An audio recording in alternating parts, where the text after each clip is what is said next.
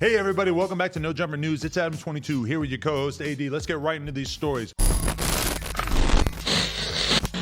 So first things first, Drakeo the Ruler and Soulja Boy, they're going at it. After Drakeo declared himself the one and only Drakeo, Soulja responded with a crazy rant. Bitch, you rap niggas done did? I already did it, nigga. Sign a record deal, I been did it. Fucking these groupie ass hoes, I been did it. Doing song with these rap niggas, I been did it. Fuck you talking about, y'all niggas late, y'all niggas catching up, nigga. Going viral on the internet, I been did it, nigga. Over the weekend, Drakeo the Ruler previewed new music from his upcoming mixtape, The Truth Hurts, and in particular, he highlighted his upcoming feature with the one and only Drake. While previewing the track, Drakeo let off some shots at his ops, reminding them that everything is changing now and that he's no longer behind bars. Drakeo later bragged about securing the Drake feature on Twitter, writing, "When the you hate gets out of jail after a month and gets a Drake feature, yeah, the truth hurts. Coming soon." The next day, Drakeo took to Instagram to let it be known, there is only one Drakeo, and that's me. There is no big Drakeo or none of that shit talking about. Okay, so there's an additional layer to all this, which is that Drakeo went on No Jumper and also went on Vlad TV and basically said that he saw Soulja Boy while he was locked up and that Soulja Boy was in protective custody, which is interesting to me because I would think that PC was not even allowed to exchange glances with the general population, which that was kind of surprising to me. But at the same time, it's kind of like the most interesting thing that I took from this is Soulja Boy, when he lists off like, I've done songs with these people and stuff, like he had his moment doing a song with Drake, like, what was that, 4 or 5 years ago? Like that was a long ass time ago. Like Soulja Boy really has done it all, seen it all. So when a rapper like Drakeo comes as Soulja Boy acting like, you know, you ain't on what I'm on, you could see and feel the frustration from Soulja Boy, because the truth is that everything you basically could do in the rap game, yes, maybe Soulja Boy is not at the forefront of all that right now, but he really has seen it all and done it all when it comes to rap. So yeah, Drakeo is riding a wave right now, and Drakeo is at the highest level of popularity he's probably ever been at. But for Drake, or for Big Drakeo, Soulja Boy, who apparently we're not allowed to call him Big Drakeo anymore. I mean, this is all stuff that he's already done. What's your perspective on this? I'm just happy that Drakeo got a Drake feature. Insane. That's just incredible. Especially dope as fuck for the West Coast, and that just goes to show you, you know what I mean? Like, the nigga just came home, bro. You know what I mean? He been home a month and he got a Drake feature, and his mixtape was fire.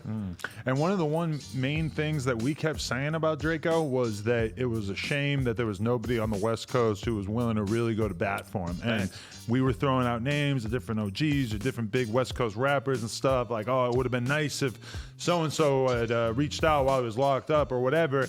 To see him come home and to have Drake actually acknowledge what he has going on to the extent of actually working with him on a song, sending him something, who knows if this song will ever come out. That's the one thing I'm worried about, and I hope that Drake does not care that Drakeo was snippeting this on the timeline, because that is the one thing that we are worried about. There are plenty of rappers who've done songs with Drake that we never actually got to hear, such as our boy Blueface. He had a song with him back in the day when he first came out. We never got to hear it. It's a shame.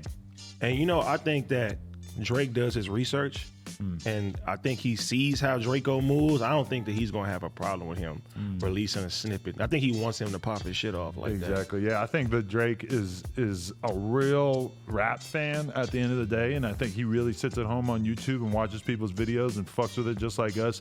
So I think Drake, you know, he sees somebody like Drakeo and he just decided to, you know, sprinkle a little bit of the sauce on him, and it's very, very nice to see. As far as the Soulja Boy situation, I don't know. In the lead up to this, I was taking a look at Soulja Boy's most recent music and stuff, and I was a little shocked at how low the numbers are, which is really kind of crazy when you think about the fact that Soulja Boy was like one of the most talked about rappers, maybe not last year, but the year before. I forget exactly when that was, when he had his whole crazy Breakfast Club run and everything. That was pretty incredible. I don't know. I feel like Drakeo, as much as he's at the height of his success right now, like Soulja Boy, like the culture should not just act like Soulja Boy doesn't exist. We need Soulja Boy. No. He still has so much to offer as an artist. You know, it would be a shame if we never saw another great Soulja Boy run. You know. Soulja Boy, everybody got to put respect on Soulja name, man. That boy, for what, the last 10, 15 years, like, you know what I mean? And what he said, too, I didn't even know he was talking about Drakeo, but what he said was, he was like, who you know that produced a song at 17 and, you know what I mean, made it, produced it, wrote it, and it hit #1. And he said it still hasn't been done, but you can't never count him out because he always, even if it's a rant, he always finds a way to keep himself relevant. And always. That's the whole thing about Soulja Boy is that, you know, Drakeo right now probably feels like, oh, I just got out of jail, I'm independent, I'm dropping videos that get 1 million views. Like, that's crazy. Soulja Boy's looking at it like, I started YouTube. Like, I'm the first rapper who was on this fucking platform. So yes, 10 years later or whatever, it's nice that you're doing well on it and everything. Not 10 years, it's been a lot longer than that. But, you know, it's like you can very much understand his frustration that he's been doing this stuff for so long. He's not really getting the credit he deserves. So I actually want to send a shout out to both of these guys, and I hope they can work through things. Yeah, man. Y'all keep it gangster. Next story. Famous Dex is finally getting the help he needs to overcome his demons. According to All Hip Hop, Dex has entered rehab for drug addiction. Over the weekend, Dex shared a video on Instagram to preview some new music. In the video, Dex appeared extremely intoxicated while the song's lyrics express how sad and depressed he is, stating, "Sometimes I cry myself to sleep." He also posted images of his new tattoo that said sad and love and tweeted, "I don't want to smile no more." Dex's drug usage has been a constant source of problems for him and has been well documented on social media. Immediately, the clip went viral, prompted fans concerned about his condition, worried that he was about to overdose. On Twitter, fans pleaded with an intervention, wishing Dex would find the help he needs by entering rehab. One user tweeted, "Prayers for the brother. Famous Dex, he seems to be struggling with drugs. This is not a joke or anything to play about." John Cabana, formerly known as Boot Gang, took to Instagram to send Dex a few words of encouragement. "Hey brother, I remember when we first met a while ago in LA at Studio City Sam, and man, you seem genuinely happy." Cabana wrote, "I don't know how life's going for you right now, but from the outside looking in, man, it's not looking so good. You don't look healthy, broski. And at this time in life, the only thing that matters is our health. I used to be on pills, heavy thinking. It helped me cope with the pain, but it only made things worse. I'm not here to judge you. I just want to give you some words of encouragement. It's never too late to make a change." NLE Chopper also reached out to Dex on FaceTime. Dex tweeted, "Just had a big FaceTime with my brother NLE Chopper. Thanks, King. God is so good." Okay, so many times Famous Dex has let us know that he was planning on quitting drugs or saying he was quitting drugs. I remember the one time that I realized that maybe I shouldn't take his word for it. He had made a big announcement saying that he wasn't sipping lean or anything anymore.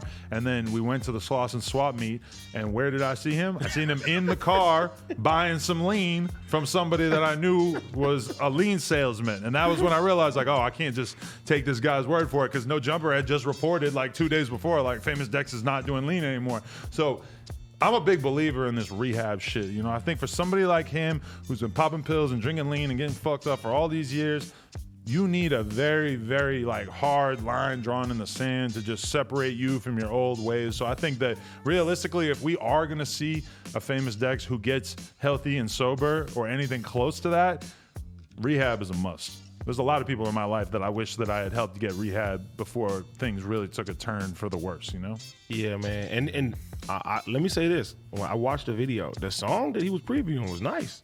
Really? I liked it. Okay. I really did. But, you know, man, he haven't been looking healthy lately. And it's dope that instead of people just shunning him, that, you know what I'm saying, the community is reaching out to him and wanting to get him help and sending words of encouragement other than just pointing fingers at him. And, you know what I'm saying? Because there's a lot of people who died in hip-hop from drugs that could have very easily had the same sort of like viral sentiment of you need to get better. Like, I don't even want to throw anybody's names out there in particular, but like take somebody like Mac Miller. Like, a significant amount of people could tell before Mac Miller passed that Mac Miller was not necessarily doing that great with drugs. You know, like somebody like Juice WRLD that was on Front Street, like how much drugs he was doing and stuff. And there's a lot of people who are really worried about him, but you didn't see a big swelling response of just, hey, you need to do something about this before anything did happen. Because if somebody ODs or something bad happens, then yes, people are very quick to say that. And like the one thing I want to say about Dex too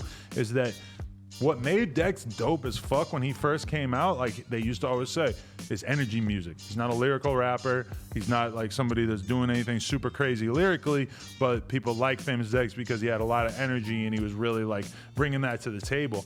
That's what these drugs steal from you. Like when you get fucked up on lean or pills or whatever, if you are a youthful, energetic, fun person, It's only a matter of time until that Xanax takes that away from you or the lean takes that away from you, because I've seen a lot of people over the years that had a lot of life to them, and they start popping pills and drinking lean and it's all over. It just everything slows down. So I still believe that Dex has that in him, but I also believe that this is like just a notice for kids out there. Like, if you get famous and get money and people like your music, drugs are not going to make your music better. It's going to make it worse. Okay, YouTube, like, comment, and subscribe, and we'll be back later this week with more good content. Appreciate y'all.